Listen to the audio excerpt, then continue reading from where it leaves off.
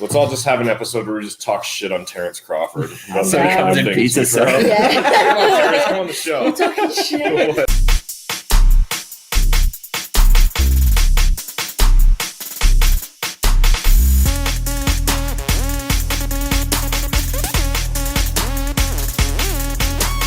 What's up, people? It's Bread and Circuses. We're sitting down here again. I think there's another tornado that's about to ravage through the city again. How you guys doing today? I'm doing pretty good. How about you? Yeah. Okay, too low? Yeah. It's fine. We're here actually with my friend Dayana Hurtado here. She's been a friend of mine and my wife for like a pretty long time. I guess I shouldn't do her intro for her. Day, please kind of give yourself a little background here for everybody that doesn't know you. All right. Well, first off, thank you guys for having me here today. I'm honored. I mean, I know you guys are just starting off, but honestly, this is fucking great. Yeah, Day is our first girl guest we've had on. Female guest. Yeah. Well, Sean might identify.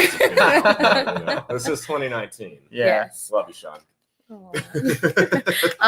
But yeah, I mean, just a little background.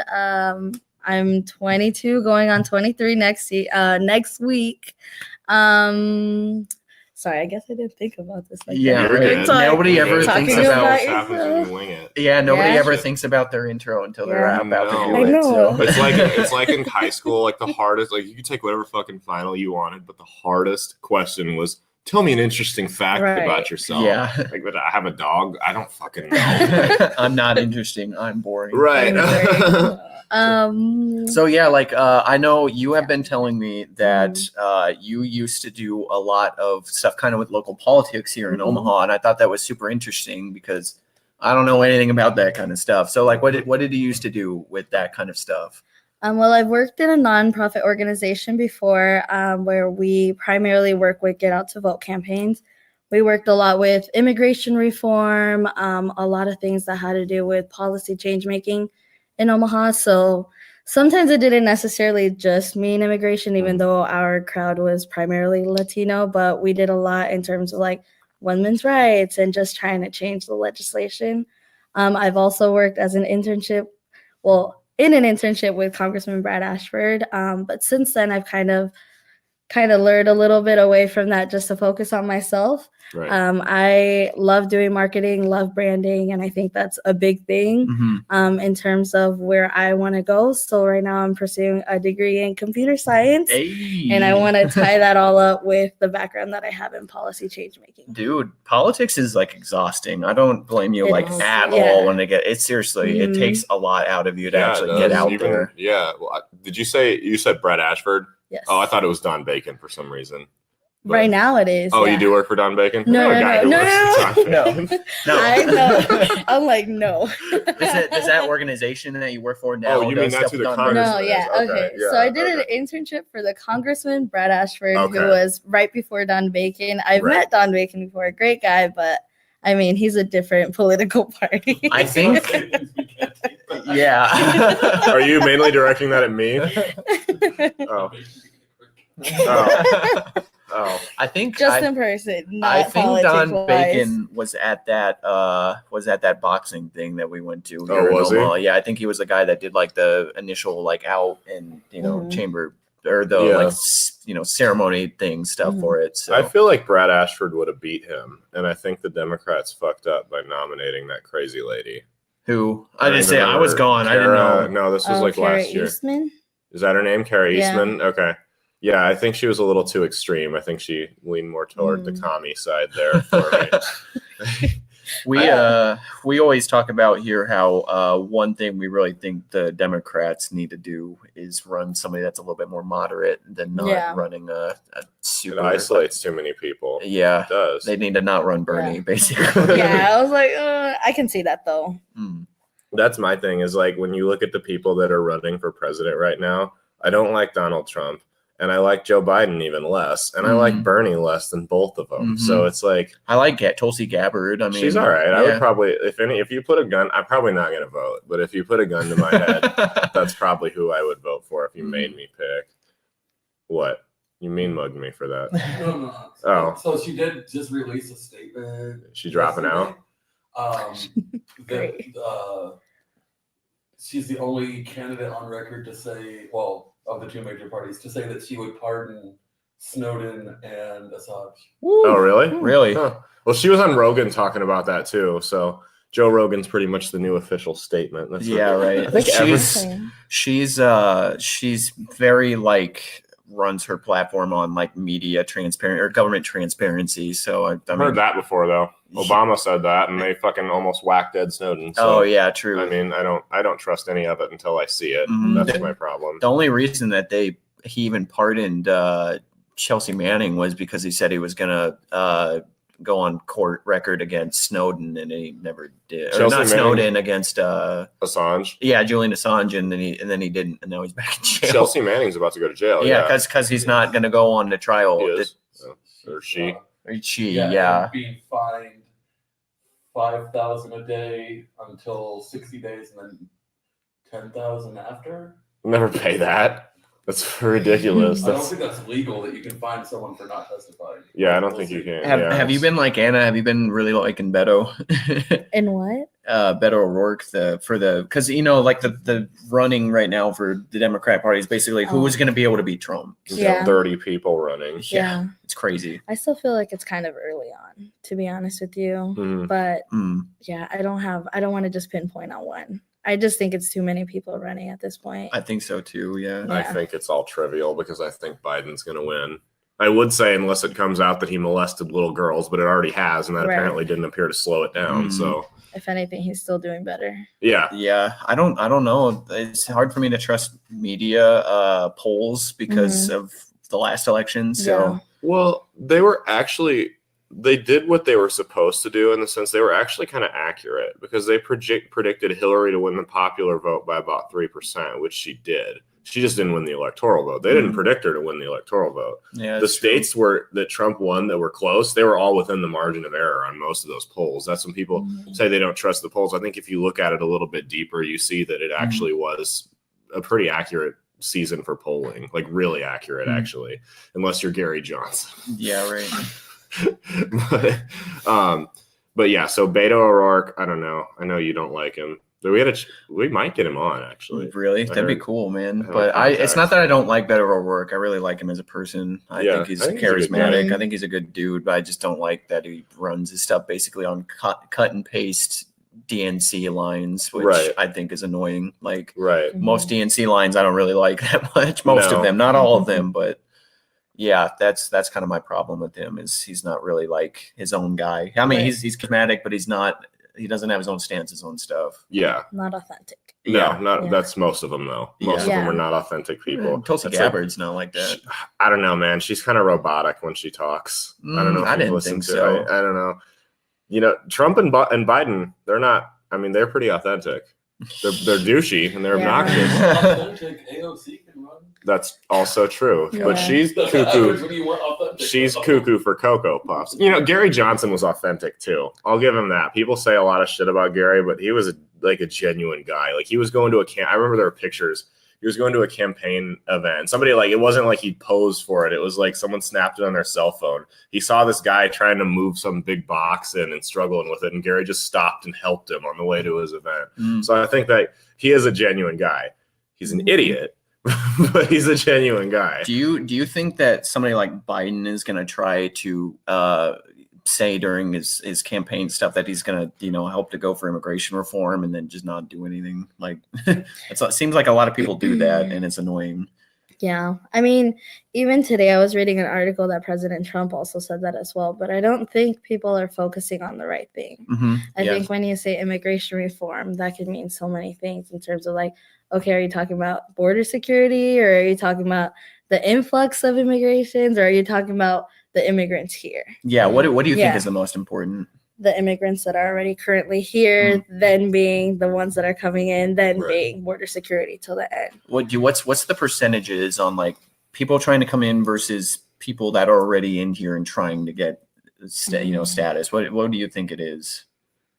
That's kind of hard to say because I mean I think right now with the circumstances that we're in today, I would think it's more so the immigrants here trying to get legal status versus if we were talking a few years back where there was an influx from El Salvador, Honduras, and all that.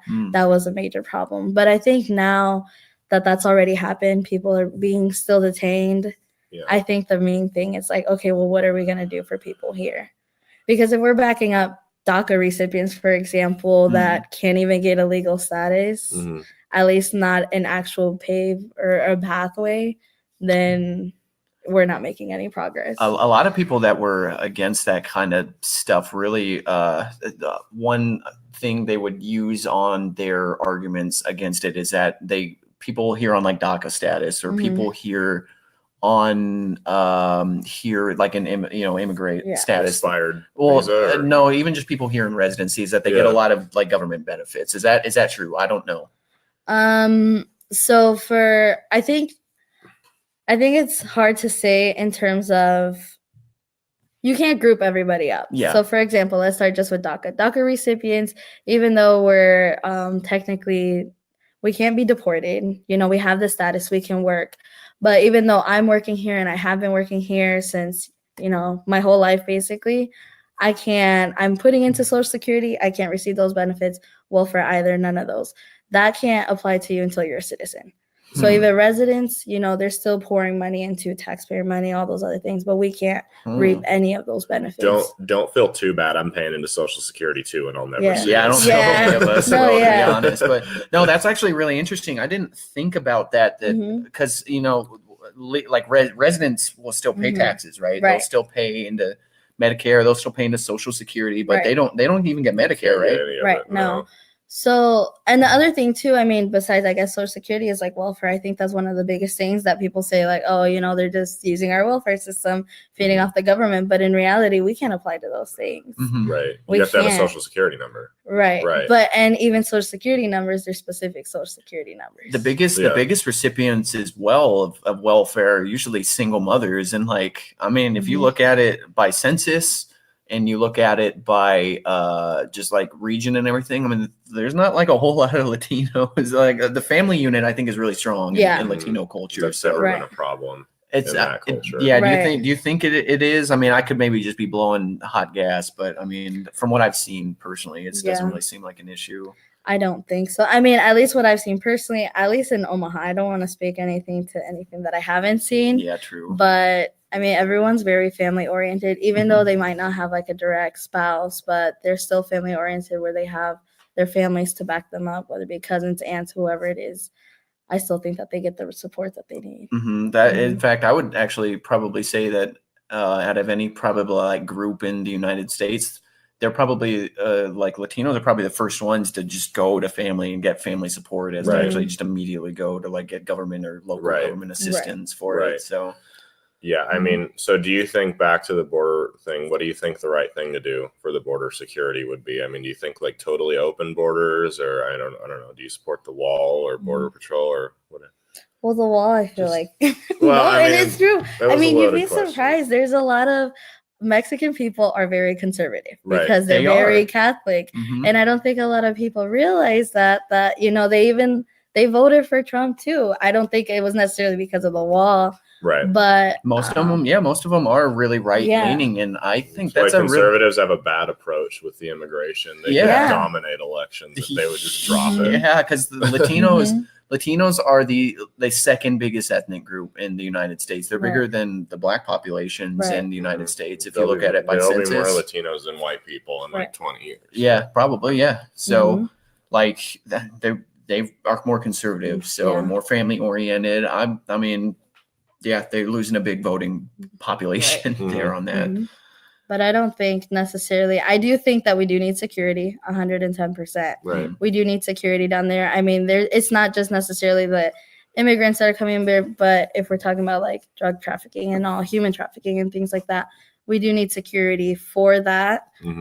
But in terms of creating a wall or even investing, sometimes that money could be invested in other things, I feel like. Yeah, I agree on that. That's one of the things people don't think about is the human trafficking element of what comes across the border. Like there's child sex slaves being dragged across the border. Yeah. And it's a big deal. especially here in Omaha, where we have such a problem with human trafficking on the I-80 and everything. I mean, I'm not saying that you should set like they were doing down on the border and separate everybody from their families and keep them in cages like animals. I mean, not in Council Bluffs. That's going to be animals, seriously 30, 40 years from now, 30, 40 years from now, that's going to be just another stain on American history. It's going to be just like the Japanese in the internment camps. Right. That was happening pre-Trump though. Yeah. Like those pictures were from the Obama administration that surfaced. And people used it for grandstanding, like our good buddy AOC. It doesn't make it any better that it was Obama doing it. The fact that it even happened in general was a travesty. It wasn't an issue until a year ago. Yeah. That's I know Zach's show is a no wall zone. You don't get to talk about that on you guys' show. You don't get to talk about the wall. I mean, we're all against it. So it's not that we won't talk about it. Well, it fires certain individuals.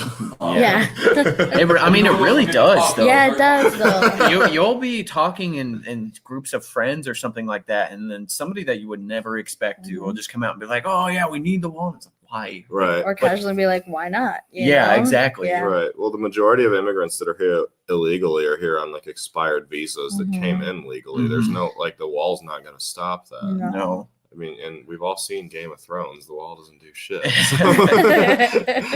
Great example. I'm on season 4. Don't spoil it for me. So the people here on like resident status and everything, they pay into the national benefits and everything, but they don't get any of it. Are there any kind of at least in Nebraska, are there any kind of state programs that assist immigrants or people here on resident status or something, or how does it work here? I can't 100% attest to, to say that for sure this is how it goes. Right. But I know there's every state is different, of course. And I know that there are different programs, not Medicare, but Medicaid. There's certain WIC programs that immigrants can use. What is that? What is WIC? WIC, it's similar, but it's for women, especially that may not have the. What does it stand for? I'm sorry. Women, infant, children. Women, infant, children. Okay. See, I didn't even know that. I'm pretty sure that's what it stands for. Yeah. Okay. So they have, and I don't know if the programs change, but I know, for example, my sister, before we had an actual status, even DACA status, she was able to utilize that resource when she had her child. But it's just another resource to be able to, keep a baby alive, basically.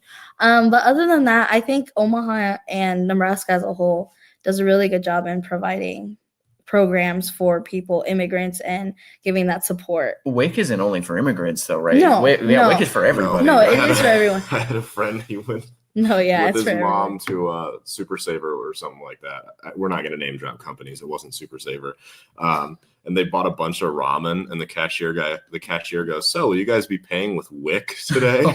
She called and got him written up by a supervisor. Oh my god! What did you tell me? What a dick. No.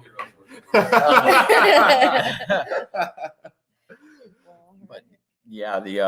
that's what I've heard from the tight immigration control type folks, that their biggest argument will be that even though they will be here for or on residency status, that they still get those funds accesses. And I mean, how much? It can't even be that much. What would you think? How much do you think that really goes to people on those statuses? That's the thing, I can't say. I've never actually looked into it. In terms of that, I wouldn't even be able to put a number on that, and I don't want to put false information. I gotcha. Well, that might even just be a testament that not very many people use it. Right. No. So I don't know. Certainly most American citizens couldn't tell you. I know that. No. So this is the perfect segue. Okay. Speaking of keeping kids alive, Alabama. Yeah, of course we have to get our 10 cents on it. What do you guys think? I don't really have an opinion. I think it's fun to fuck with both sides, and neither side is using any nuance. Both sides are super extreme about it right now, and nobody wants to just be reasonable. No, abortion is not America's Holocaust, and no, America is not this horrible place for women to live. Certain arguments on both sides I will look at. because I remember actually looking into numbers and everything in preparation to talk about this, because of course everybody is. We're gonna have to. We got asked to talk about it. Yeah, Yeah. exactly. The certain arguments I will support for like the left wing people, like the people that it comes into a difference between opinions on who do you think in this situation is more important, the mother or the unborn child. Like really it comes down to the difference in opinion on that from what I've seen. Well, the other question is it an unborn child? At what point is it alive? Exactly. You know what I mean? At what point is it an actual child? Or if it even matters that at 4 weeks or whatever, it's just a couple cells, like, but obviously it will turn into a child. Right. So it's like, it boils down. Who do you think is more important, the mother or the child? Right. And that if you can't agree on that base level, it's going to be really hard. That's, I think, why I think abortion stance is like seriously the most divided stance that people are in America. People get angry about that. Yeah. You see people getting punched for holding signs. Yeah. And stuff like that. Neither side is necessarily bad, or not. I'm not going to say bad, but like each side has legitimate points to make. I agree. Yeah. I agree. But I still don't feel that they should create. I mean, I still, regardless of anyone's opinions, it's nobody's right to say what a woman decides to do with their body at the end of the day. Yeah. Only because, especially, I feel like Alabama went too extreme in saying that at 6 weeks, like that's the final cutoff. Some women don't even know until after missing their period, maybe once, if not twice. Most people are like, all right, well, maybe I missed it this month. All right, there's 4 weeks right there. Right. Next month, maybe it might just come late. Maybe it will just come the following week or the week after that. But that's basically the cutoff when people are barely even realizing maybe at the 2 month mark that they are pregnant. I find that that's a very strong argument for that. Well, I can agree to that. That it's like, yeah, it's really like it's the mom's body. Like pregnancy really messes up your body. Like I agree. So even if you had the child and gave it up to adoption, your body is never going to be the same after that. No. My issue with it is that it doesn't exclude rape and incest. Yeah. Right. That was another big problem.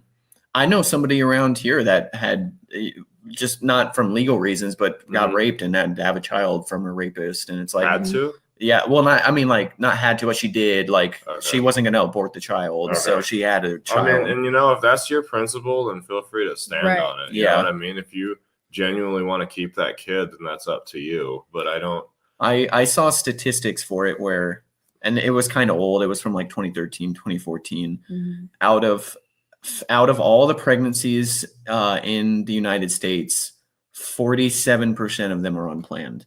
Really? And that's 47%, and half, and like 50% of that 40% get aborted. Like really? And this was like 3-4 years ago. And I remember reading some recent statistics about it from 2018, like how it had kind of changed, like even with the Planned Parenthood and everything being kind of around in the like that, those statistics didn't really change like at all. Right. So it's like, man, like we got to really figure out what we're trying to prevent here, what we're going to work Nobody for. knows because nobody's willing to come to the argument in good faith. Nobody wants to talk about it. So like you don't want to get both sides to actually discuss what's the most important thing. Right. We need to get to a base level of what we can agree on is like the most important thing that we need to strive for. Because you're like I said, nobody wants to come to the argument in good faith. You're either this horrible person who wants to oppress women, or you want kids to die. Yeah. Like if you're not going to even be fucking civil with the other side, then nothing's ever going to get accomplished, and you're just going to have. Like both sides are going to keep going more extreme and taking one step above the other. Oh yeah, well we're going to ban all abortion. We're going to ban condoms next. I think that if we really work towards, I think we're focusing on the wrong thing on there as usual, right? I think if we worked towards improving on like the adoption systems kind of that we have in place, foster care systems, and all of those. The biggest problems with it is that it's overregulated. Like even children, children like a foster care child, even if it goes to a child goes to a loving family, is still going to be in all this bureaucratic red tape bullshit. Right. Like they won't even when you are taking care of a foster kid, it is like a pain in the butt to do paperwork and everything just to get that child like involved in like a sport. So what you're saying is we should have baby auctions. You just went peak and cap. No, I don't want to completely privatize like adoption process, but they found that the most successful children in foster care or in adoption is it's most successful when the child goes immediately into some kind of family, like an actual family, Right. and then they also work towards having that family be as normal as possible, and then also they also work towards getting reunification while the child is growing up. They found that is the most successful way to do it. Statistically, the most children that are successful in the adoption process and the foster care system are like, those are the three things they had in common. And you know, Daniel Tosh actually had a really good point about it in his stand-up. I'm going to quote Daniel Tosh in an abortion argument. Oh God! So, no, he had a really good point about it. He said everybody knows where the animal shelter is, but nobody knows where the orphanage is. Why is that a thing? Yeah, right. That is very true. The adoption process is busted as fuck. Yeah. You have to spend like It's like $13,000 just to be told that you don't qualify. Yeah, Yeah. like most families don't have that much money sitting around. Yeah. They don't. The only people that can really adopt truthfully around here are the people that are really successful. Or willing to go stupid into debt for it. Yeah, exactly. You spend $13,000 on average just to be denied that you're fit to be a family. It's like, dude, we're just terrible. a normal people. Right. You know what I mean? I mean, it's, should they have to pass a background check? Yeah. Yeah, A mental evaluation? Probably. Yeah. But not like, why are they told they're unfit? I guess I'm not really sure. Probably they don't make enough money. Well, yeah, or maybe you can start by not taking $13,000 from me, and that'll be a good start there. Like if you try to like adopt a child out of like Mexico, like it's like impossible. Yeah. You can't do it. Like I guess I've never really looked into the process. I know some friends that are starting to because they don't, I don't know, for whatever reason, complications or whatever it may be, but I know it is a very lengthy and long process. And honestly, the idea of it is great. There's a lot of people that would love, if something were to happen, going back to like the bill itself, something were to happen, I have this child, I can't take care of it, I want to give it up for adoption. But what if something happens along the way? What if the parent also decides last minute, hey, I don't want the child anymore then too? Right. Then what? You're stuck with that kid as well. It's just a busted system, and I think more people would be inclined not to actually, or would be more inclined to do that as their option if it wasn't so much red tape and so much regulation and so much stuff to go through to do it. Yeah. I think that is a really a weak argument that the pro-choice people will make is that the child, the foster system is so fucked up. Like, adoption system is so fucked up. So they're better off dead. That's what I'm saying. Right. I'm like, go look into some like some kid in the foster care system, and you need to look at them in the eye and then tell them you would have been better being aborted. And I guarantee some of them might agree with you. Well, I'd agree. I would find it very hard to believe that any of them would look at you and go like, yeah, you're right. Yeah, I'd be better never being alive, dude. Like, well, and then it's it's the same thing with nobody coming to the table in good faith, like that meme that's going around about the pro-choicer talking to a kid. It's like, I wish you were dead. Like, nobody's saying that. That's completely unreasonable. Yeah, you're just trying to start shit. You're trying to be a fucking provocateur and rile people up. I personally think it's fun because I don't like this issue. I'm not educated enough on it to have an opinion. So the problem with the education for it is that there's not a lot of like good statistics that are published out there about it. Yeah, numbers that aren't Planned Parenthood or the other extreme. I think another thing that has a lot that I was just thinking about right now. One of the things that we learned when we were like immigration, touchy subject, obviously. Right. But what helped pave the way. Nothing is touchy here, dude. Except Joe Biden, he's pretty touchy. Not here necessarily, but in general, if I want to have a conversation, like that's just, people are like, no, cut it off, that's it. But abortion's another one of those. And I think what would really help, and more than Alabama, just in all the United States, and what I feel like kind of backs as women, like, is that so many women are scared to share their story, and stories are so impactful. And I think that would help a lot. But because so many women, whether it be because of their profession, maybe they're embarrassed to tell their families, so many people do it in the secret. And maybe on social media, they might say or repost like, I support women, don't do this, don't do that. But if women themselves are not lobbying, if they're not actually saying their stories, if they're not, giving this, then people are just going to assume. And then it goes back to the not being educated about the issue as a whole. I think one of the issues is that being a mother isn't really pushed as much anymore among really anybody as being like something you can nobly do, you know? Yeah. Being Like, a dad. Well, I think in parents in general, like look at our generation. Look how many people will get embarrassed to say that they're a stay-at-home mom. Right. Like you feel That's like you're not common. Yeah, you feel like you're ashamed to be go out like, and get a career. It's like, do whatever the when fuck you can you go want. back to work. If Like, your husband makes enough money to you don't have to work, fucking don't work. Mhm. but even when that happens, like the mom is still embarrassed. Yeah. She She feels shouldn't like be. everybody's gonna be like, You're give her staying I do funny know home. looks. some stay-at-home moms though. Like the kid goes off to school for most of the day. It's like I need a part-time job. I'm going crazy. I think that's a Yeah. little bit different.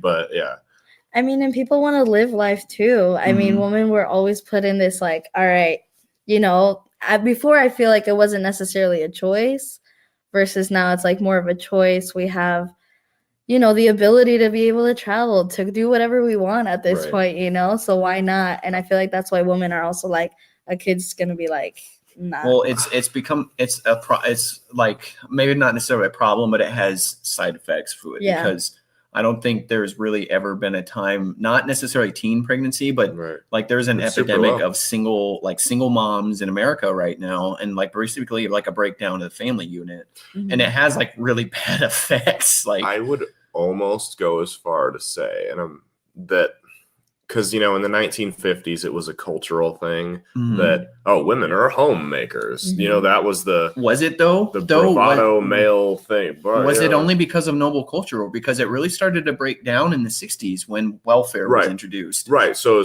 women are homemakers, and I would almost say now that you know new wave feminism has shifted the game so much that they're like, where in the 1950s men were pressuring women, you need to be homemakers. Now it's almost like new age feminists are pressuring them, you need to go out and get a career, you can't stay at home.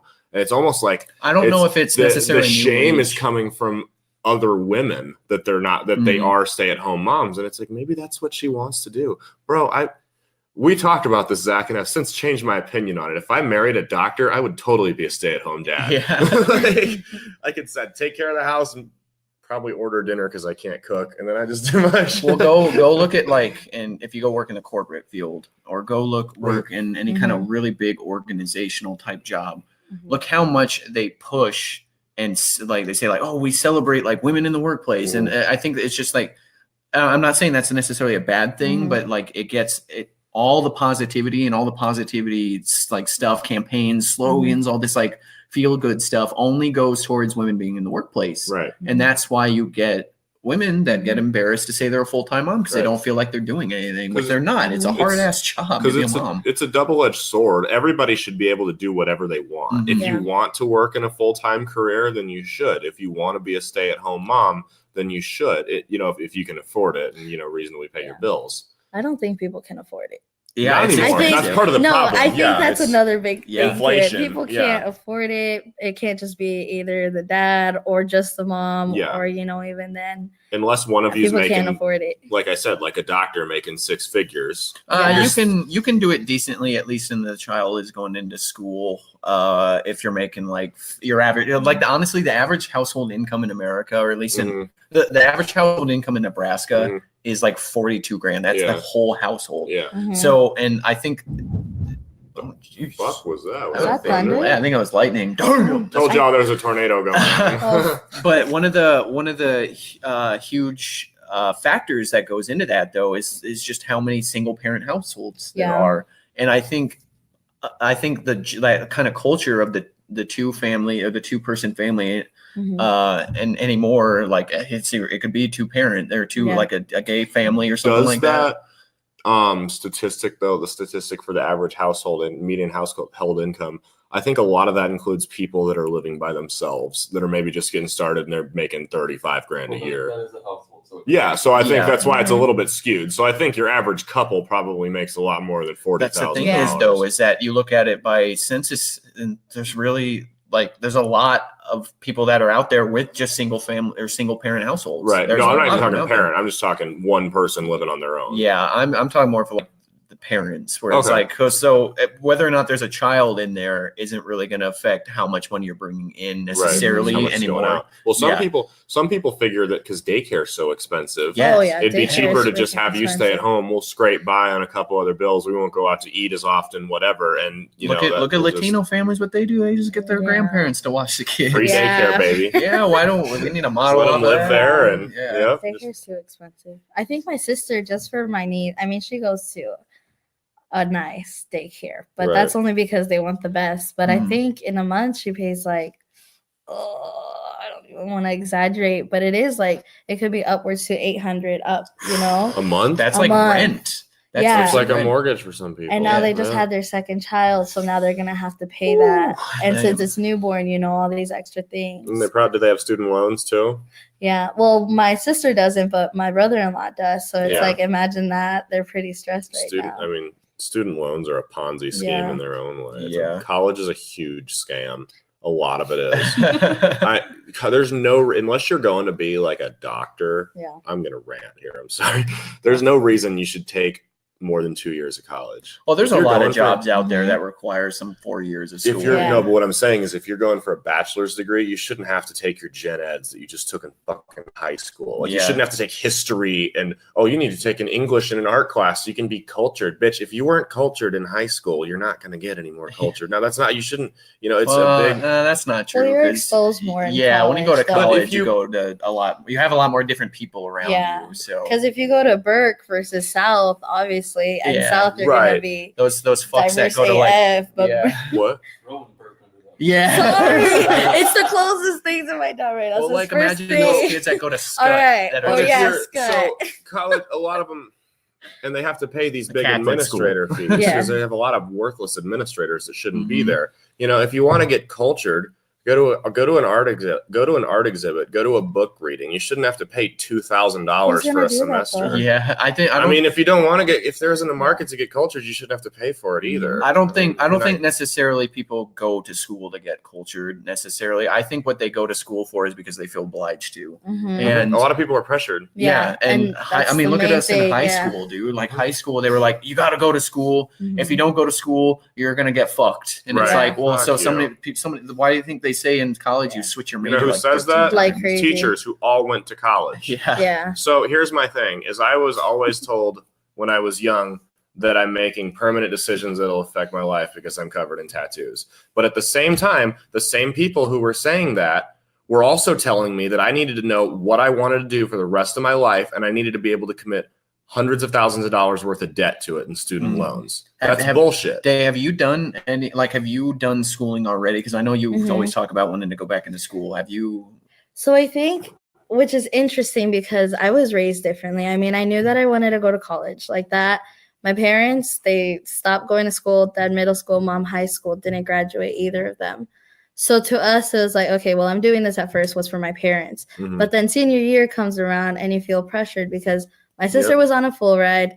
My other sister had a child at a young age and she kind of had help, but then it like spread out because she had a kid. So she like was taking part-time. So to me, it was like the pressure was really on and it was like, all right, well, you have to go to school, but I don't qualify for FAFSA. I can't get any help. Oh yeah. And I didn't want to do loans. And I'm like, I'm not going to school if I don't have a scholarship. So I had to work my ass off like my senior year. I got a scholarship, luckily, enough to cover my classes. But my first year of college was trash. My advisor was trash. I was so lost. And I felt like I knew what I wanted to do in terms of, like, I know what I want per se, but I didn't know how to translate that to a career. But after the second year, I stopped going because of insufficient funding. And I stopped going in general. Just I wasn't going to go back until I had the money. So now I'm finally going to go back because I got a scholarship. But so many people that I went to school with are like, well, why don't you just get a loan? Like, that was so easy. Like, just get a loan. I know I don't apply for FAFSA. Right. So is that like a blanket thing? Like, people, if you're not a U.S. citizen, you just straight up do not apply for FAFSA. Yes, you can't get FAFSA. Really? Damn. Yeah. That's crazy. I didn't think about that. U.S. residents can, I believe, they can get FAFSA. But other than that, I mean, many people, they say that they earn too much, so they still can't get FAFSA, you know? That's if your parents make over a certain amount. Right. It's like, Yeah, your and that parents, affects you now. Yeah. I mean, I barely qualified with what my parents made, and I'm like, my parents cannot afford to put me through college. So like, even if they made $50,000 a year more, they could not afford to put me through college. So it was when I was in like 18 or 19 when I first started. I think and I'm going to sound like a recruiter here talking about it, but I think the what I did, where I was one of those people in high school that, you know, the public system tells you at 17 years old, you know, you need to know what you're going to do. And I'm like, dude, I don't know what the fuck I want to do. So I went and joined the Army right out of high school. Right. I think it's good for people to find themselves. Yeah. I don't think people should go to college right away. No, I completely disagree. I completely agree. Yeah. I think if you waited like until you were at least 21 or older to go to school, because most people switch their majors anyway, and it's like they spend all this money. Which is why you shouldn't have to do gen eds, and you should just go straight into your major. Yeah, Someone can start a college that's just fuck the gen eds. You can go straight to your major, but they won't because there's no money. Well, they need a root out process for it. Is what they think. So another part of the problem is that the government has taken over student loans, and they will give a loan to anyone for any amount. Well, if you're a citizen, they won't give a damn. Well, I mean, if you're a citizen, here's the problem with that though, is you give these colleges a blank check when the government says we'll pay for it. So like, of course we're going to raise it. Right. We're going to raise our tuition rates. If you take the government out and you say, okay, you can get student loans, but you have to go to the bank to get it. The bank's not going to give out a loan with no collateral to an 18-year-old kid. So they can. Yeah, they can, but it's not as likely. So giving private, and this is, I think, a common misconception about that, is you can give private student loans still. What type of government? There are, but what type of incentives do they have? From the government. They charge more. They charge more interest rate, that usually for private student loans, and the government does. Right, because they have more to lose. Well, that, and then there's so much red tape that they have to go through. Right. Basically, you have to like shove it in their people's face that you could do it through FAFSA. Like you could do this through FAFSA. You're doing it through a private institution. Yeah. Like they basically want to make it seem like you're fucked for doing it private. Right. And I mean, and the government is part of the problem because they're so involved in it. And I feel like because they regulate the financial institutions. Right. Yeah. They regulate it. So I think if you get the government out of education, at least higher education, you're going to see that go down. Because like I said, the banks are going to be a lot less likely to give a loan with no collateral to an 18-year-old. When did the government start doing FAFSA? I think it was during the Bush administration. Was it? I thought it was Bush or Obama. I didn't realize it was that recent. No, I think it was in the 90s. When did the government start getting involved in student loans? When did FAFSA become a thing? Because after the thing is, it's like, I mean, college at one point was free. So then I would as soon as that started like going down. Well, it's not necessarily that it was free, but it was super cheap. And the problem is that basically because they were able to get Clinton. Yeah, I thought it was Clinton in the 90s. So basically the quality of education since then has not changed really like at all. But the price of it has like times by like 10. Well, because now you want to make colleges attractive too, and all these amenities included into it. And that's the other thing is people, you're not just paying for class, you're paying for the gym, for the pool, for the cafeteria, like the campus, which the apartment style the dorms. Apartments, I don't necessarily not like that because if you're willing to pay for it, if you're willing to pay for it, that's fine. But some people don't, and they don't realize that. The problem and put themselves in debt to get that. I think the more of the problem is that you're more paying these administrators salaries that make seriously like in Omaha, $200,000 a year is like what a doctor makes. Right. The chief. So I looked this up. This is public knowledge. You can go into any state university and you can look up every single person's salary. You can look up every single title that they have. There is somebody at University of Nebraska at Omaha who is the chief diversity officer. That is their fucking job. 6 figures. Probably. They make $175,000 salary. That's doctor money to basically make sure that the school is diverse. Is that really a fucking 6-figure job? And that's where you run into reverse discrimination against Asians. Because Asians are less likely to get scholarships because they're demographically, their test scores are so much higher than anybody else's. And that's where you run into a lot and it goes both ways, obviously, but at the same time, it goes back to affirmative action. I mean, do we want to make people feel good, or do we want the right people for the jobs? Would you rather, if a guy's picking you up in an ambulance while you're having a heart attack trying to bring you back to life, would you rather the guy that finished 12th in his class pick you up, or the guy that finished 23rd but beat that guy out because he was black? Yeah, right. I mean, I think that brings up an interesting discussion, to be truthful, because if you look at you like by demographic, you look at who's the highest wage earners in the United States. You look at who does the best in school and everything. It's actually Asians. Asians do the best. They do above whites. Well, They they classify Jewish under white. Yeah.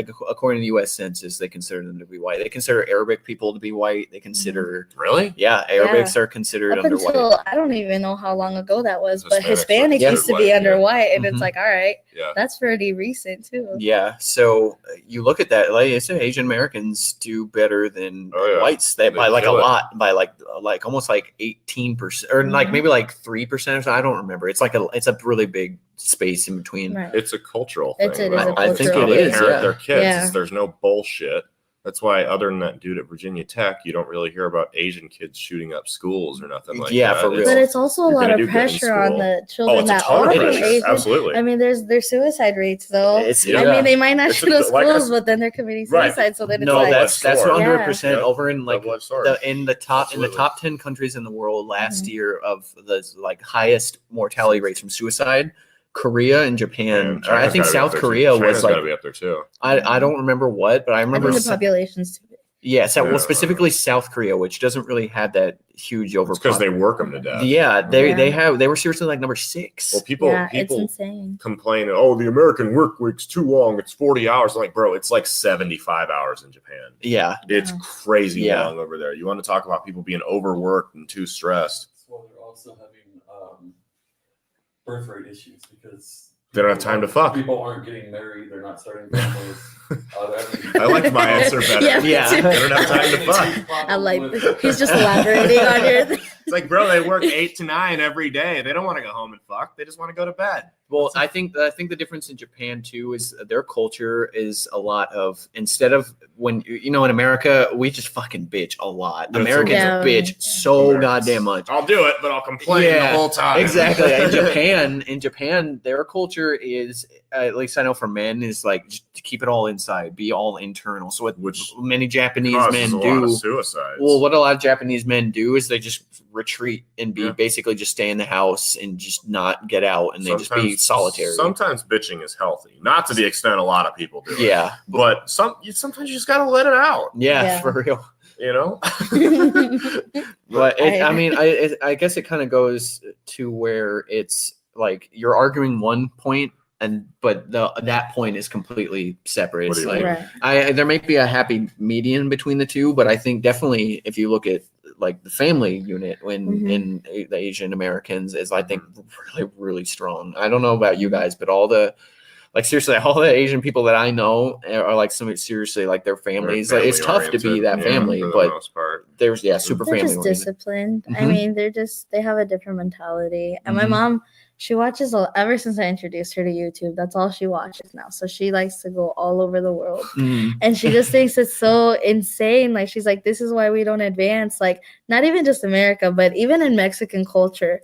Like, yeah, it's all great and all, but like, you look at the Japanese family, for example, and it's like they have a place for everything. So it's like if you put your phone, or when you get home, you put your phone here, you put your keys here, you put your shoes there, and it's an everyday routine. Like, they're just so disciplined. Really? Mhm. That is Like, the most frustrating. I lose my phone and keys more than anything. My Yeah. wallet and keys more but it's than like that's the anything. thing. We were so distracted. So it's like there's 2 points to everything, but at the same time too, then the pressure, to the kids and all that other stuff to make sure that they're like, all right, why don't you do this, this, and this? There's like a steps to There's a it. lot of pressure. You Yeah. talk to like a Asian kid growing up in America, and they're like, if they got an A on their test score, their mom's gonna be like, well, why didn't you get an A plus? Yeah. And it's like, Mhm. fuck, man. Yeah, it's no joke. Yeah. I mean, these kids have a lot of pressure on them, and they grow up resenting their parents. And It's a two-way street though, because Mhm. it's a lot of pressure, but statistically they do a lot better than A lot everybody better, else. yeah. at what Yeah. expense, though? The expense that you want to blow your head off? I mean, is it worth it at that And point? maybe to us as outsiders, it seems like a lot, especially, I mean, you see the numbers, but maybe in their head, that's all they want to attain is their parents' approval. And maybe Yeah. to us, it seems like a terrible thing, that it's like so much that you're put on your shoulders, but to them maybe that's all they want to fulfill.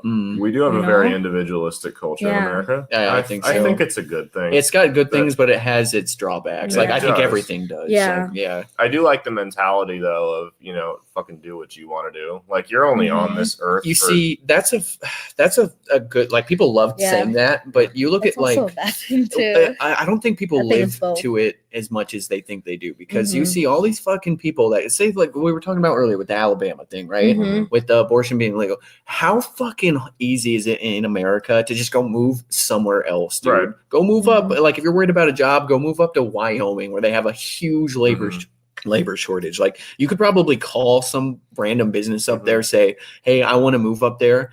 Here's my credentials and stuff. They'll do a phone interview. They'll probably give you a job. They probably even give you a temporary place to stay. Right. A lot of jobs will do that in those Right. places. Mhm. So it's like, are you really as individualistic as you think you are when it comes, when the cards are on the table? Are you Yeah. really as Or you're individualistic? just hard. opinionated. It's Yeah. hard to, it's easier said than done because Mhm. it's, I mean, everybody wants to do the stream, but it's hard to leave your job that has health benefits, Fuck yeah, a it's hard. salary, Mhm. to go on Warped Tour with your band that just got signed to a record deal that's making peanuts. Yeah. You know, you're Well, driving around in a van with 5 other dudes. It doesn't and, even like, have to be as extreme as somebody being like a musician. It No, could be but I'm somebody saying people, like follow your dream is Yeah. easier said than done. Yeah. It is, because there's a lot of fear in being like, fuck this, I'm going to do it. Like, I'm going to go out on my own. And there's a very good chance you could starve to death. Here in Omaha. homeless. Yeah. Well, here in Omaha, I have like much respect to like a lot of the first generation like Mexican families that came here to Mhm. Omaha because there was work. Right. Like you look at like Yeah. here in the center of the country, you're like, how the fuck did people Mhm. from Mexico end up here? Right. It's like, well, because there was work, Yeah. and now they just kind of everybody just makes it their Mhm. home here, and it's Mhm. like, well, if people from another country can go and do Mhm. that, Mhm. why are these poor people down in the fucking South The in poors. Tennessee, or these people that are complaining and bitching about California being impossible to live in? Just go fucking move, dude. Right. Like Yeah. you literally Well, there are these courageous people from other Yeah. countries that come and do Right. A it. lot of people do move from California, and the problem is they move from California and they change their voting habits, and they make Oh, those yeah. other states just like California in Well- the sense they have super high property taxes and it drives people away. I mean, what comes with having a lot of population though is having to have just like everything goes fucking crazy. Like Yeah. it's easy for us here in Nebraska to be so set in how we think our government should run. I mean, Mhm. we don't have to deal with huge population problems here. Mm-mm. Like, it's not working for California. yeah, it's the way not doing what it. they're doing. You're right, isn't working. I mean, so the fact that you have to, there's like I saw it was a listing on a real estate. It was on a real estate website. Someone sent it to me. It was this shack in Oakland. Like, yeah, you could probably, if you bought this house in Omaha, you could probably buy it for $10,000.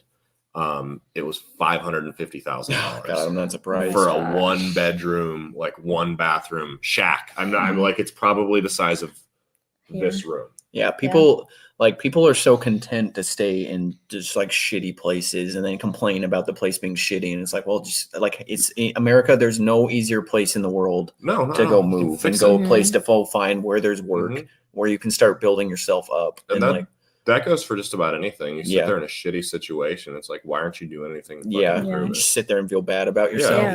Like, Even a job. yeah, I still Exactly. think it's a simple job. Most people hate their life because of their job. Let's Right. just be honest. They do. A lot of people Start do. applying to other places. It's a serious Getting out. problem. But Mhm. again, you still have a little bit of a comfort and security. It's just like you have a relationship that you've been in. Mhm. There's comfort and security in Yeah. it. And it's like, Mhm. I don't want to know that the unknown is scary. It's like, Mhm. okay, then quit bitching. Obviously, you're not that upset about it. Like Mhm. imagine if your family had decided not to come here into America, right? You'd still be like, your family, you'd Mhm. still be in Mexico. You know what I mean? Right. Like, That's just insane. I think about that all the time. yeah, You can talk about like an extreme version. People came all the way out here to like tame the wilderness Yeah. from the east, like back in the 1800s. or even just Yeah. like fucking natives and bears out here. yeah, Nothing. even just like 50, 60 years ago, like Asian Americans coming in here from literally the other side of the world, like And throwing. FDR locked them in camps. Yeah, right. Alright. Jesus. In our next episode, don't just Yeah, transition. right. We've done like an hour and 15. Have we really? Man, that was That easy. fun. Huh? Yeah, it was, that was just funny. It was Was like, it not an imagine hour if you and just 15? end it right there. Yeah. About an hour. That's about what we call it, though. Cool. Yeah, I think that's been plenty of time. Really appreciate Thank you you so coming much on for here, coming on. Yeah, thanks for having me. We- You guys are funny. we need. I That mean, makes we sense. need you. Like, people need to have more people come around that may not agree on everything and just Yeah. sit down and talk and So- figure out. Like, Mhm. People have criticized us, well, just a couple, not a bunch, for having too many right-wing guests on. And I can kind of see that because guys like Sargon, people, they are, even Josh Smith and those guys, they are kind of right-wing. But what I've experienced is that a lot of people on the left don't want to come on a show unless they can be guaranteed that they're going to do it in an echo chamber. And I don't want to have a big circle jerk with people I agree with. What's an echo chamber? Basically like where a bunch of people, vacuum. Everyone agrees. Well, a bunch of people sitting around is a circle jerk. Yeah. A bunch of people that agree on it are just spewing crap. An echo chamber in the political sense is when you are only hearing your own ideas back at you from other people. Big circle jerk. Big circle jerk. Yes. You guys suck at this. Well, and we you. didn't agree on everything we talked about, but we discussed them reasonably. We weren't screaming and swearing at each other. It wasn't a Facebook argument. Right, no. It's not people don't talk like that in real life. Were Mainly you- because a were lot of you- them stay in echo chambers. Were you worried about coming on your day? I mean, No, it's not that. I just get nervous because then I just overthink things in my own mind. So then I'm like trying to get all the information. I'm like, all right, now what do I say? Dude, it's okay to be wrong. Like when you're in an argument, if you can concede, it's like, oh yeah, I was wrong about that. Your point, And you don't even have to admit you're wrong. Just as long as people are exchanging ideas in a civil manner, which doesn't happen enough anymore. Kind of like we're doing, like we said, like when you and Nathan got into it about the draft a couple of weeks ago, you guys were totally reasonable about it. You didn't I wish I could have talked to him more about it too. Maybe he wants you to go on his show. So I will. Maybe you can message him. I get first crack at that discussion. Oh yeah, see, yeah. I'll warn you guys. I buffed up my my stuff on after going and having him that talk. I was like, man, I need to buff up my. And that's what happens. Everybody gains because you go on and you learn more shit, and sometimes you learn, fuck, I really was wrong. Yeah, and it's like And oh, that's when you fine. grow. Do you think because you were saying how you were like just beefing up on all your say you're like loading up your gun ready for She us, knew I was. right? Well, she knows you.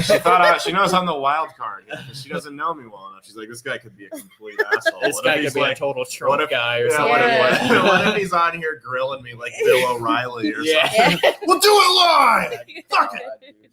Well, I think, and it's not even just you guys, it's just from past experiences that I've met. I mean, I know you guys are my peers, my friends, but when you go out into the real world, like you guys are having, people don't have these conversations. No. Yeah. I've had people, like, no matter if they're way older than me, it doesn't even matter what side they're on, but I've had people like personally try to attack me and try to tell me when they have no idea what they're talking about, and that's fine. And I feel like that's why, you have to be educated. That's fine. And like you said, there's nothing right or wrong because you can't tell somebody, oh, your story's wrong, your experience is wrong, you didn't go through that. No.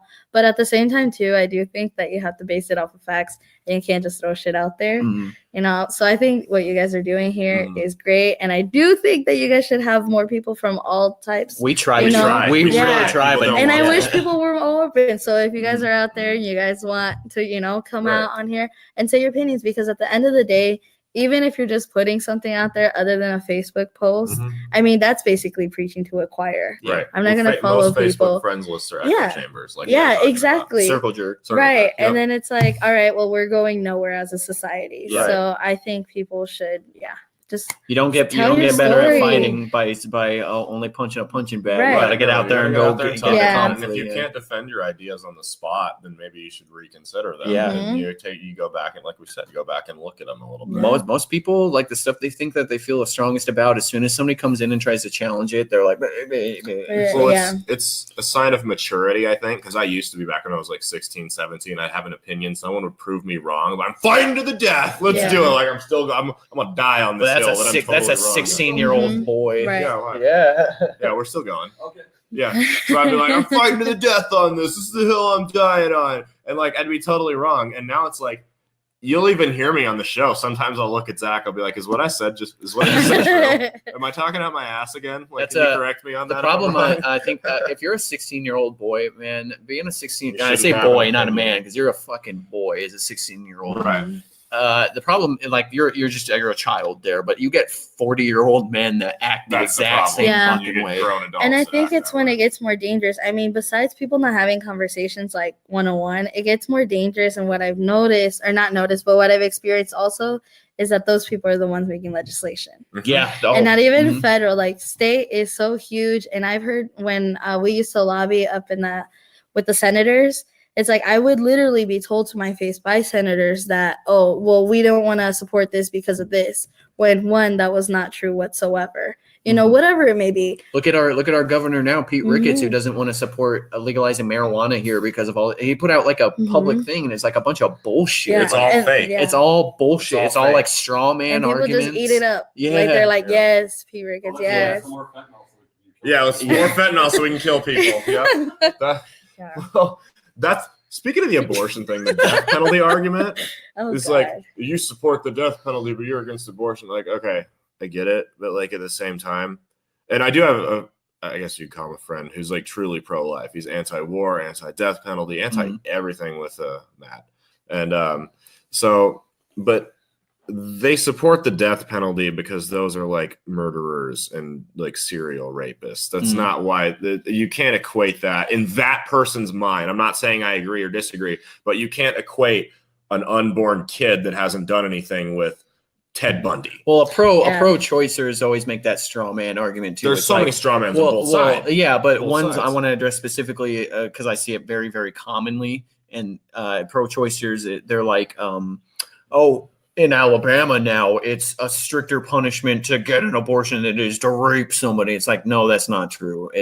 No, it's not. Like you go and look at their laws and everything. Like to get an abortion is not punishable by death penalty. Right. It's not. And to clarify that argument that they'll try to make, the only time that the death penalty was ever suggested for abortion punishment was a bill in Texas that got introduced and immediately shut down because everybody thought it was fucking retarded. Like it was. Yeah, exactly. So like, I mean, so that's a straw man argument. Yeah. Right there. Like, yeah. I mean, at the end of the day, I do consider myself to be somewhat pro-choice, I guess. It's not an issue I try to talk about a lot because again, it's the one that makes people the most uncomfortable. I'm not well educated on it, and that is the one issue people will literally want to physically attack you over. Yeah.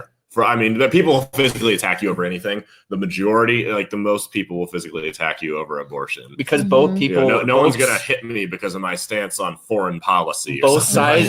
It's different than a lot of other issues because both sides have will think they're morally just on it. Like both sides have moral things to say. Yeah, it's the most personal thing. I mean, you have people who were adopted on one side. They're like, fuck, you think I should be dead? And then there's people on the other side that like, I had to abort this kid because this dude raped me, or Well, no, or even I mean, we're too young to have it. Yeah, or maybe even let's say you're doing well off. Right. You have, you even have the money to afford this kid.